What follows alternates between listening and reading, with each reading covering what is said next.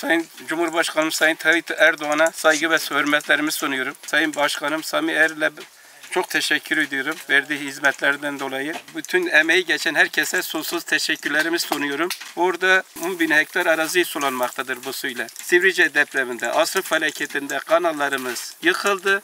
Gene bu araziye su veremiyoruz. Kanal diye bir şey kalmadı. Sağ olsun Sami Başkanımız imdadımıza yetişti. Bak bahçelerimiz kurumaya yüz tutmuş.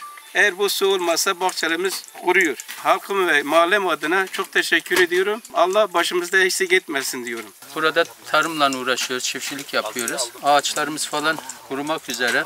Bu projeyi sunan Büyükşehir Belediye Başkanı Sami Er'e şükranlarımızı sunuyoruz. Bu proje bizim daha iyi su kullanmamıza sebep olacak. İşte bu boru sayesinde bütün sularımız hepsi derede nasıl akıyorsa işte aynı şekil tarlalarımızın başına gelecek. Başta Cumhurbaşkanımız Recep Tayyip Erdoğan olmak üzere emeği geçen herkese teşekkür ederiz, saygılarımızı sunarım. Gördüğünüz üzere bahçelerimiz hep kuruyor. Bu hizmet gerçekten büyük bir hizmet. Dereden gelen suyu güzel bir şekilde kullanmak üzere bu boruyu döşüyoruz.